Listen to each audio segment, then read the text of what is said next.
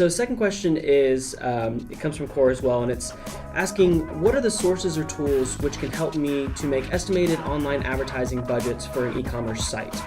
Did we build one of those? Are we building those right now? Yes. I don't know if it's done yet, but Yeah. if it is done? Yeah, the MVP of it. So we Yeah. will have in the description below a link to the Google Sheet download, and this is something that it's a equation that you built and built, $100 million e-commerce business off of the back of. And so How often do you see this equation? First of all, you work with me. You see it daily. Oh yeah, it's on the whenever we start talking about marketing, whether it be internal or external for helping other companies doing some consulting work, things of that nature. The first thing, we clean the board off, and then you write the equation, right? So so we're gonna. Joe, we're going to put this on. So we're going to put this on the screen and is it going to be walk like right here, right in front of me, or up here, or where? We'll put it here. Flash in front of my face, and then it'll stay up there. Okay, great. So the first thing you have to look at is, let's say you're doing pay-per-click advertising. We need to know how much each visitor is going to make you in terms of profit. So the way we calculate it is pretty simplistic, and there's other things that go into it, but in its general form, there's about 5 or 6 things that go into this equation. So the first thing you start with is your average order value, and that's simply the average ticket, how much money each customer gives you on an average transaction. So let's say it's $100.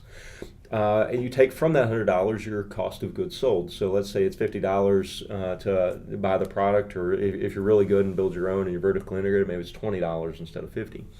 And then fulfillment cost. And there's a couple different ways you can look at fulfillment costs. You can look at it as a true variable cost and say, well, this is the cost of the box, this is the cost of the postage.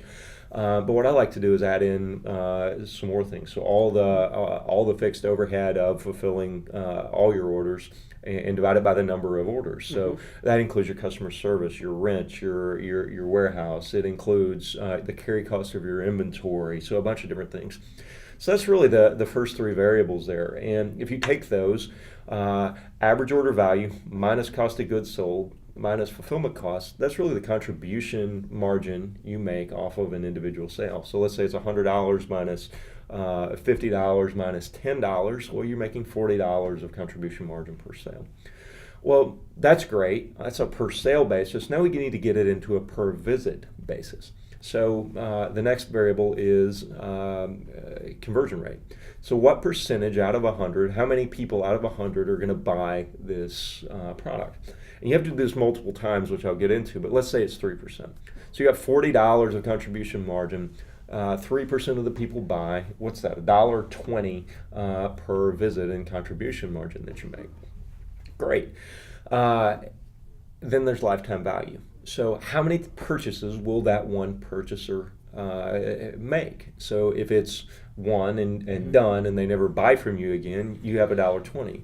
If they make 3 purchases on average, then you've got $3.60. So you can see that the right-hand side of that equation is just as valuable, if not more so. And I tell people to focus on that right side of the equation more so than the first 3 variables there. So conversion rate and lifetime value are the 2 most optimizable ones. And when you're calculating for lifetime visits, you need to understand what lifetime you can value, lifetime purchases. Value. Yeah, there's a different one you can put across on this. Yeah. When you're calculating that, you need to keep into context how long you can survive as a business, because if you know that your average consumer is going to purchase from you 4 times, but each purchase is spread 3 years apart, and you're not going to live past that 3 years. You can't cash flow that far. Yeah. You have to invest usually 2 rules in this. So if you look at your customer acquisition cost versus your lifetime value, those at least have to have a 3-to-1 ratio to be, and optimally even better. I've seen some e-com businesses with 8 and 9 and 10-to-1 ratios on that. And the second caveat is it has to pay back in a year. So if you're a subscription service and you have a limited amount of capital, you really just look at the first 12 months of that. So now take that equation, there's 5 variables in there, and let's make it a little more complex. So let's say you're advertising on 1,000 different keywords on Google. Well, you have to do that equation 1,000 different times, because each keyword is going to generate a different average order value, B, a different conversion rate. So if someone Googles buy my product, buy cowboy boot, buy red cowboy boot. They're going to convert at a pretty high level. If they, on the other hand, say, what are the best boots or something similar, it'll be less. So you have to do that same equation 1,000 times if you have 1,000 different keywords. And the lifetime value is different as well, too. And then attach a multiplier based on where they're at in the buyer's journey. So if they're, for Country Outfitter, for example, if they're looking up Country Outfitter red boot, you can bid, X amount of times on that versus what boot did Carrie Underwood wear, last year. Exactly. So you look at the shopping funnel, and we look at it as 4 phases. So the bottom, the closer they are to the 4th phase, where they actually pull out their credit card, usually the more you can build. And what's interesting on this is there's another way you can change this equation. So we talked about the per visit value. Well, what if you can get them to come visit 10 different times, 10 additional times, and each time they come back, they have a 1% conversion rate. So that's another huge multiplier. So take those 5 variables, put them in a bracket, and multiply it times number of visits. And you might think I'm crazy, because most e-commerce sites, you go there one and you're done, and you never come back. And so your per visit multiplier should, in most cases, be 1. Well, what if you get their email address?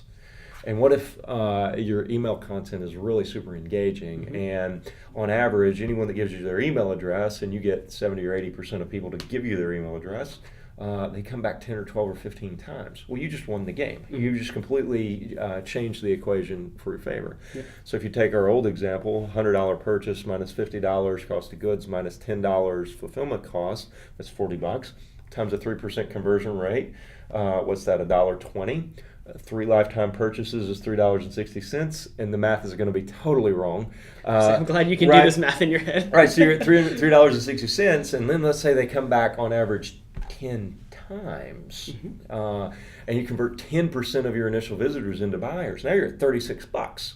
Boy, you can arbitrage a really good traffic there. And if the math's wrong, hey, we'll fix it in the post edit, and it'll look right. Just ignore the numbers that say and look at the ones that pop on the screen. Right? I just see like a sad face of Joe popping up right now poor for Joe. editing. Poor Joe's back behind the camera. He's got a gun. He's angry with me. And you use this, so a lot of that is built for PPC. Right. But you can use the exact same math for Facebook, for Instagram. Oh, sure. You just have to add in the entire funnel, and then you have to test it. I mean, ultimately, if you know, this is a great baseline, and it speaks to the fact that the better you are at the right side of the equation, the more you can spend to acquire a customer. The more you can spend to acquire a customer, the better business you're going to have ultimately. Well, the right side's the multipliers, right? You can get exponential growth there. If you focus on the left-hand side of the first 3 variables there, so you can only beat up a distributor so much. Right. So your average order value is $100. Well, let's cross-sell, let's upsell. Great idea, but you're only going to take that to 110 or 105 or maybe even 115 if you're good. Cost of goods, right? Go call your manufacturer, beat them up, tell them you want the best prices. Please do that. That's just operationally sound business. But every 3 months. Yeah, exactly. And you're not going to get them from 50 to 10. You're going to get them from 50 to 45 or 50 to 48 or 50 to 49. So not a huge multiplier. Do the math.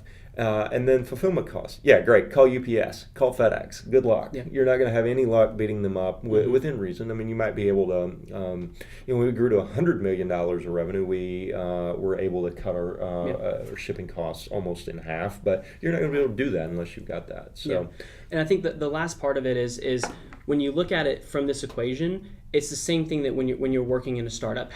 What is the greatest opportunity to 10x or 100x what I'm doing with the effort I'm going to put in? Because you're going to put in just as much effort calling and beating up your distributor as you are crunching your data and your numbers to figure out how to either increase your website conversion, increase your lifetime visits.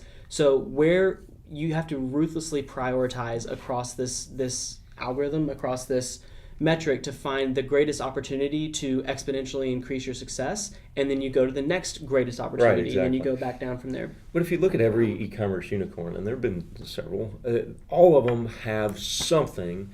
To start, they all have decent gross margins. Okay, you're not going to find for the most part, maybe Jet's the exception there, but I mean they were not.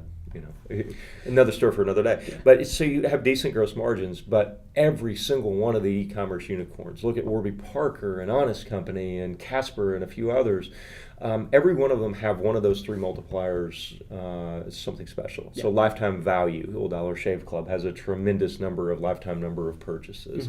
Conversion rate, good examples of that abound. And then lifetime number of visits. Look at every single e-commerce site that gets your email address and then follows up with a really good email flow after.